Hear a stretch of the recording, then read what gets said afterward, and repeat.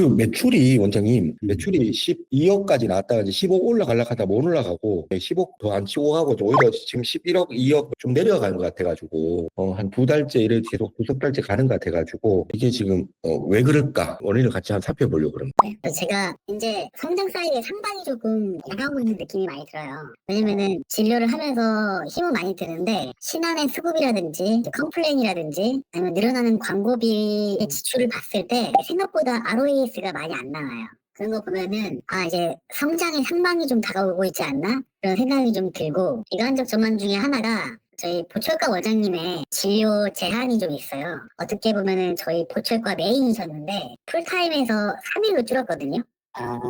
요일수가 줄어든과 동시에 이게 매출이 1억 후반대가 나오던 게 한 5, 6천 정도 다운이 됐고 항상 걱정인 거는 인건비죠. 그런 부분이 이제 좀 비관적 전망으로 되지 않을까 합니다. 혹시 그러면 이제 박 원장님은 어떻게 지금 현재 사태를 어떻게 보세요? 괜찮으세요? 어떠세요? 현재 상태 평가요. 표현하자면 좀 지지부진하다인데 그래도 계속 변화를 꾀하고 있긴 합니다.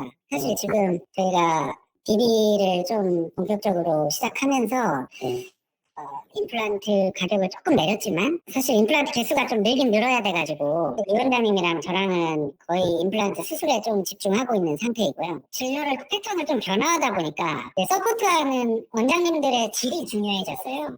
그러니까 제가 들어가면은 10분, 20분이면 하니까 직원들이 저를 찾는 거예요. 그러면 또 들어가서 안 해줄 수가 없으니까 해주고 나오고 자기 환자 보고 오고 그런 상황이 오늘도 있었거든요 사실은. 근데 이제 서포트되는 그런 것도 되게 중요할 것 같아요. 저희가 임플란트로 조금 집중을 더 하려면은 완전히 구도가 잡혀가지고 매출이 좀 오르는 형태로 되려면 그런 서포트가 좀 중요해지지 않겠나 그런 생각이 듭니다. 원장님 이제 결론적으로는요. 저희가 컨설팅한 병원들 쫙 놓고요. 제가 쭉 보면 매출이 비약적으로 성장한 병원도 있고요. 천천히 성장한 병원도 있고 뭐 이렇잖아요. 그래서 1억에서 2억, 뭐 5억, 10억, 15억, 20억 이렇게 쭉 전체 병원들을 전체를 경향성을 한번 보면요. 시작하고 경영 시스템을 좀 구축해서 뭘 좀 해봐야겠다 시작하잖아요. 그러면 처음에 매출이 한 1억, 2억 이렇게 올라갈 때는 그러니까 이렇게 처음에는 확 올라갑니다. 확 올라갔다가 좀 완만해져요. 그러다가 요게 한 1년 되고 요게 2년 됩니다. 완만해지고. 그러고 이제 여기서 한 5년째까지는 이제 3년 남았죠. 5년 차까지 1년 차는 확 올라갔다 2년 차는 이렇게 완만해지다가 5년 차까지는 들고남이 많아요. 이렇게 됩니다. 이렇게.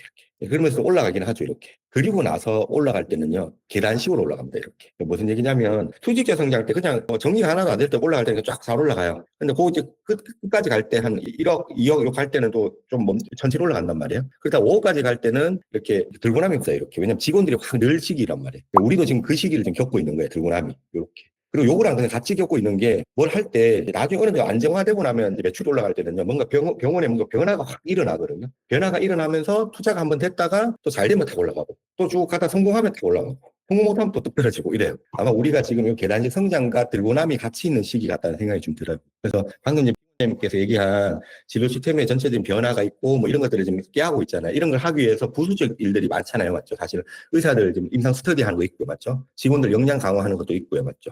그리고 아까 우리가 DB 마케팅이나 이런 것도 하기 위해서 콜센터 관련된 여러 가지 직원 정비도 좀 하고 있고 하면서 좀 쉽지 않지만 이렇게 자꾸 하고 있잖아요. 그런 것들이 어떤 목적성을 가지고 하기 위한 제도들이나 뭔가 변화들이 있을 거란 말이에요. 그리고 사람도 지금 많이 뽑고 있고 그러면서 조직 개편도 하고 있고 이런 것들이 다 맞물려져서 딱 잘 되면 딱 튀고요. 그 과정에서는 들고남이 좀 있는 것 같아요. 그래서 제가 어찌 보면 그거를 어떻게 생각하시는지를 여쭙고 싶었던 거예요. 근데 이때 경영자인 두 분께서 어떤 확실한 나는 이렇게 하기 위해서 이 정도 손해는 감수하고라도 만든 다음에 제대로 되면 탁 튈 거야. 이게 확실히 있으셔야 돼요. 본인의 로직과 의지가. 있으면 그냥 마음 편하게 가시는 건데 이때 떨어졌을 때 막 불안해버리면 하던 거 다 멈춰버리고 막 다시 되돌려버리고 이렇게 되면 오히려 하느니만 못하거든요. 하다가 이제 잘못되게 설계한 경우도 있을 수 있어요. 그러면 이거는 이렇게 하는 게 안 맞으니까 이렇게 수정하자라고 어제까지는 이렇게 했는데 내일부터 이렇게 수정하자라고 직원들한테 다시 정확히 설명하고 진행하시면 괜찮습니다. 그래서 요거에 대해서 어떻게 생각하시는지 한번 여쭤보고 싶어서 그래서 한번 뵙자고 했던 거예요. 그래서 사실은 우리가 저번에 회의록도 보면 이게 크게 원장님 병원이 크게 개념 속에 재무 관점, 고객 관점, 프로세스 관점, 합수 선정 관점 이 네 가지의 관점대로 병원이 성장하는데요. 재무적 관점이나 고객 관점은 단기적인 얘기고 밑에 프로세스나 합수 선정 관점은 장기적 얘기입니다. 근데 이게 결국 단기적으로 재무적 관점인 매출, 수익액, 수익률 이런 것들이 좋아지려면 고객 관점의 지표들이 좋아져야 돼요. 고객 관점 지표라는 게 우리가 환자 경영 평가하지 않습니까? 예, 만족도, 추천도, 그리고 VOC에 보면 이상한 말들 나오는 것들이 그냥 어느 정도 적정 수준에서 이상한 소리 안 나와야 되는 거, 만족도 높은 거, 그 다음에 의사별 만족도 확인해서 의사별로 의사 점수가 너무 낮은 의사들 있잖아요. 그 의사들에 대해서 뭐 좀 코칭해서 그 진료 만족도 높이는 거. 봉지기는 대표원장 말고 봉지기는 무조건 만족도입니다. 예, 추천도고요. 봉지기를 매출로 보면 보실 필요는 없습니다. 봉지기가 매출 올리다 보면 이상하게 꼬여요. 환자를 되게 잘 보면서 매출 올리는 의사는 대표원장이지. 그런 사람이 있다면 그분은 지분 줘야 됩니다. 아니면 월급 되게 많이 주구나. 매출도 높고 환자한테 만족도 좋아요. 그러면 그 사람은 거의 대표원장급입니다. 근데 보통의 봉지기는 둘 중에 하나만 높아야 돼요. 매출이 높거나 만족도가 높거나 그러니까 추천도 이런 게 높거나. 그래서 만족도나 추천도만 높으면 그냥 잘 서포트하면서 가는 겁니다. 근데 이 만족도도 높으면서 매출도 높으면 이분은 위험한 존재입니다. 약간 반하진 표현도 있긴 한데 원장님 그러면 뭔가 특별한 대우를 해줘야 됩니다. 아니면 매출만 높은데 자꾸 환자 만족도가 되게 문제가 되는 분들이 있어요. 이분들은 장기적으로 문제됩니다. 왜냐하면 병원의 브랜드를 계속 까먹는 수 있어요. 근데 당장 매출 높으니까 어쩔 수 없이 놔두는데 약간 장기적으로 리스크예요. 그래서 이분들은 좀 해결하시는 게 더 나아요, 오히려. 그래서 이런 거, 그리고 소개 환자 비율도 되게 중요하죠. 근데 소개 받아온 환자 비율도 중요하지만 소개해주는 환자가 더 중요해요. 그러니까 우리 병원에 한 달에 총 몇 명이 왔는데 이 중에서 소개해주는 환자가 몇 명인지도 중요해요. 이건 데이터 측정이 좀 어려서 잘 안 하고 있습니다만, 그러니까 이런 소개에 대한 문화가 좀 잘 적용돼. 이게 고객 관점의 전반적인 얘기들이거든요. 이런 것들. 문제가 있으면 뭐가 좀 잘 안 되죠. 그 다음에 프로세스 관점에서는 지출의 비율입니다. 아까 인건 비율 얘기했는데, 인건 비율은 지금은 인건 비율도 관리하셔야 되죠, 원장님. 인건 비율. 매출이 높아지면 사람을 더 뽑아서 인건비가 받쳐주죠. 이렇게 되죠. 매출이 높아진 다음에 사람을 더 뽑아서 인건비를 따라가느냐, 아니면 매출이 높아지기 전에 사람을 먼저 뽑아서 인건비율이 높은데 매출이 높아져서 인건비율을 상쇄시켜주느냐 문제죠. 우리는 지금 후자인 전략을 선택해서 사람을 먼저 뽑고 교육을 시킨 다음에 이들이 생산성이 나오고 괜찮아지면 매출이 높아져서 상쇄시켜줄 거야 라는 전략을 선택한 거예요. 그런 것들이 이제 인건비 비율도 그래서 한번 이렇게 보셔야 되는 거고, 생산성도 되게 중요하죠, 원장님. 생산성은요, 결국 두 가지를 보셔야 되는데, 의사 1인당, 의사 시간당 매출액입니다. 그러니까 의사가 출근 일수가 다 다르잖아요. 일주일에 며칠씩 근무하는지 다르지 않습니까? 예. 그러니까 A 의사는 일주일에 몇 시간 출근하고 B 의사는 일주일에 몇 시간 출근하는 거 나오잖아요. 그러니까 다 더하면 대표원장 총 출근 시간 있고, 그리고 봉지기들의 총 출근 시간 있잖아요. 아니면 뭐 그것도 그룹비로 좀 나눌 수도 있고 뭐 이렇게 할 수 있죠. 근데 그들의 시간당 매출액이 중요해요. 그렇게 봐야 정확한 숫자가 나오죠. 출근 일수당 매출액도 안 중요하죠. 맞죠? 다 좀 그러니까 늦출 일출도 있고 뭐 이럴 거잖아요. 그러니까 시간당 매출액이 중요하죠. 그러니까 시간당 매출액이 계속 높아져야 됩니다. 그리고 직원들도 이거요. 그냥 데이터만 주면 HR 모듈이나 CRM 모듈에서 분석해 드릴 수 있어요, 원장님. 네, 사실은요. 얘기하시면 됩니다. 직원들은 근무 일수, 그러니까 출근 일수 대비 환자 수, 출근 일수 대비 매출액, 이걸 봐야 되죠. 아까 의사도 맞죠? 의사도 시간당 매출액도 봐야 되고 시간당 환자 수도 봐야 되고, 직원들도 출근 일수 대신 시간으로 보셔도 되고 일수로 보셔도 됩니다. 볼 수 있는 편한 지표로 보면 됩니다. 대비 환자 수와 매출액을 보면 이게 우상향하는 경우가 있고 내려가는 경우가 있잖아요. 이게 결국 생산성 지표인 겁니다. 생산성 지표를 하나 더 볼 수 있는 게 뭐냐면 체어당 매출액입니다. 체어당 매출액이 있잖아요, 원장님. 거기가 보면 매출 1억, 제가 요거 시뮬레이션 하는 거 나중에 지금 저희 개발했는데 나중에 좀 오픈해 드릴게요. 근데 어쨌건 숫자로 대충 얘기 드리면 체어당 매출액이 쭉 전체 흐름을 보면요. 예전에 매출 하도 빨리 높아지니까 그는 비교 지표로 보기 좋았던 거예요. 그래서 보면 중간값이 매출 1억대까지는 한 2,500 이랬어요. 체어당 매출이. 근데 그게 매출 6억대까지 계속 증가해서 체어당 매출액이 8,500까지 증가했어요. 그러니까 하드웨어를 확 돌린 거죠. 체어당 매출액이 월 매출액이 8,500이었습니다. 그러다 좀 떨어졌다가 11억까지 가면서 한 7,500까지 적당히 됐거든요. 이건 뭐냐면 하드웨어를 되게 빨리 돌린 거예요. 사람을 많이 투입시켜서. 근데 우리는 체어당 매출액이 체어가 널널하기 때문에 굳이 되게 중요한 지표는 아닐 수 있지만 20억 가는 데는 체어당 매출액도 봐야 돼요. 나중에. 체어 효율성도 좀 봐야 되거든요. 왜냐면 나중에 되면요. 지금 같은 습관으로 일하시다 보면 나중에 체어 또 모자란다 그럴 거예요. 안 본다고 그래요. 그래서 그것도 같이 보시는 게 생산성 지표. 프로세스 관점에서. 네 번째 학습 성장 관점에서 역량의 지속적인 개발.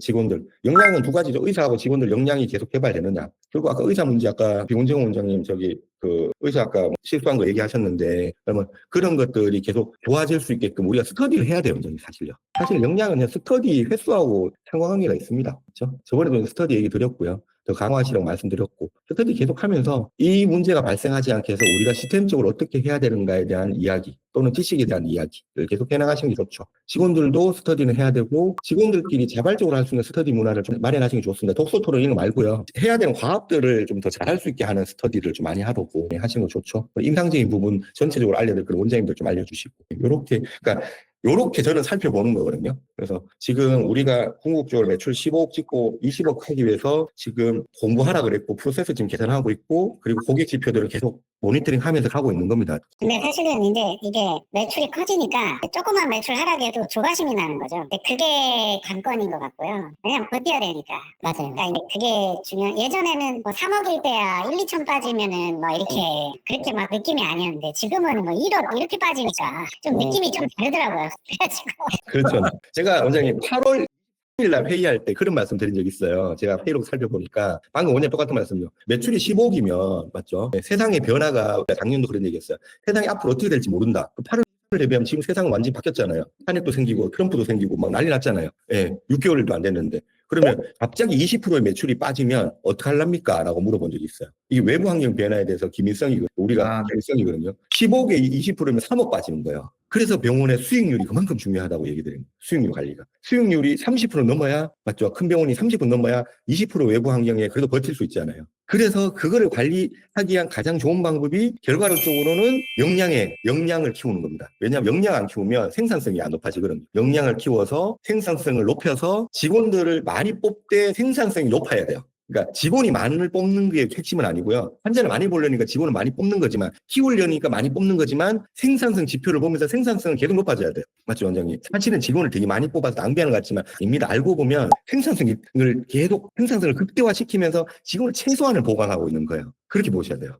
그래서 고객 만족도는 계속 유지하면서 좋은 병원의 브랜딩을 해나가야지만 외부 환경에 닥쳤을 때 큰 무리 없이 버틸 수 있다. 그리고 가격을 내리지 말라고 한 겁니다. 가격을 내려버리면 외부 환경 변화에 할 수 있는 마지막 조치가 없어지는 거예요. 극단적으로 뭐가 안 좋아졌을 때 진짜 정말 안 좋아지면 가격만 손대서라도 뭘 이겨볼 수 있는데 그걸 미리 손보면 아무도 할 수 없는 거예요. 그래서 그 가격은 손 안 대야 됩니다. 안 되고도 끝까지 갖출 수 있어야 되죠. 그래서 가격을 손대는 거는 그나마 할 수 있는 게 MOU 체결이죠. 제휴업체들을 해서 제휴업체한테 비밀리에 시크릿하게 그들만 일시적으로 확 땡겨와서 가격을 좀 내려서 확 땡겨와서 고정비를 한 번씩 보충해주는 효과가 필요할 때 약간 극단 독약처럼 쓰는 겁니다. 의료적 표현으로 하면 맞죠. 그렇게 해서 맞춰주는 거죠. 그래서 지금 이제 1, 20% 떨어진 게 분명히 걱정되실 거예요, 원장님. 그러니까 그게 그 고정 지출을 받쳐줄 수 있는 무기들을 좀 몇 개 마련해둬야 돼요. 그래서 5 넘어가면 제가 앱을 좀 장기적 관점에서 챙겨보시라고 하는 이유가 그런 겁니다. 일시적으로 땡겨올 때는 필요하거든요. 그래서 그리고 가격은 계속 웬만하면 내리지 마셔라. 더 버티셔라라고 하는 거.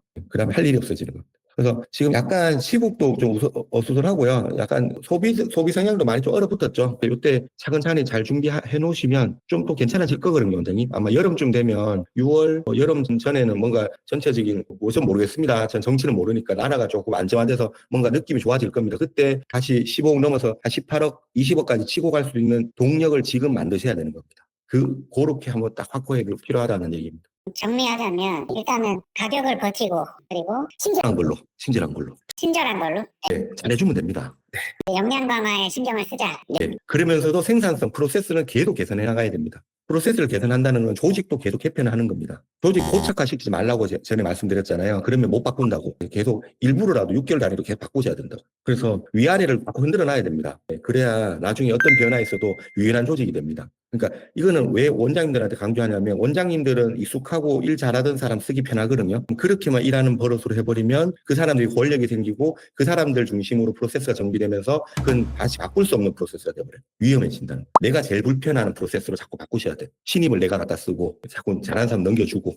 사실 저도 말이기 쉽죠. 힘든 일인 거 압니다. 당장 나도 뭐 내가 제일 열심히 하고 제일 돈 많이 버는데 내 일하는데 제일 불편해지거든요. 예.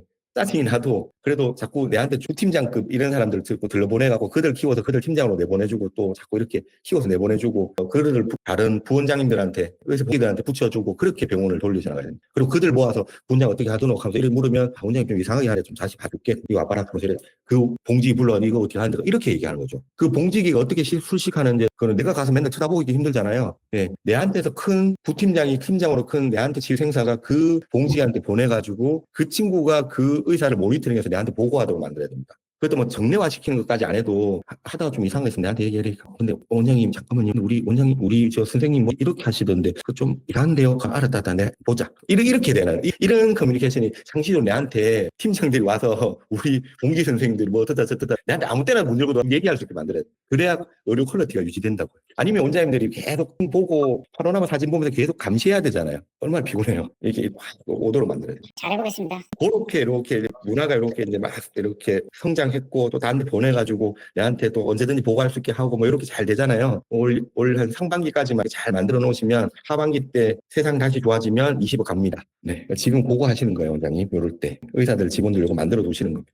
옛날에 내가 환자들한테 하듯이 우리 봉직이야 신입 선생님들, 신입 직원들이, 팀장들이 그렇게 할 수 있도록 만드는 겁니다. 어떻게 되셨나요? 네네. 요거 다 알고 계시겠지만 그래도 잊어버렸을까봐 잠깐 다시 리마인드 시켜드리는 겁니다. 알면서도 어려운 거죠. 이게. 스스로 사실은 경영자 이런 것도 필요합니다. 스스로 사실은 원장님 저도 회사를 운영하지만 저도 무슨 뭐 누가 신이 저한테 알려서 이 길로만 가면 무조건 너가 원하는 거 뭐 1조 할 거야 이렇게 가르쳐 주진 않잖아요. 사실 저 혼자 머릿속으로 그린 다음에 작전하고 계획 짰잖아요. 그럼 아침마다 출근하면서 혼자 그거를 다시 머릿속으로 시뮬레이션 하면서 그냥 혼자 세뇌시키는 겁니다. 경영자가 그런 거죠. 뭐 그래 같이 혼자 그래 하면 되겠지. 그래 가본다. 이런 마음 또 한번 혼자 시뮬레이션하고 세뇌하고 그리고 가서 일을 하는 거죠. 두 분도 그런 겁니다. 하다가 좀 헷갈리면 저한테 연락 주시고 이렇게 하겠습니다, 원장님. 고맙습니다. 감사합니다.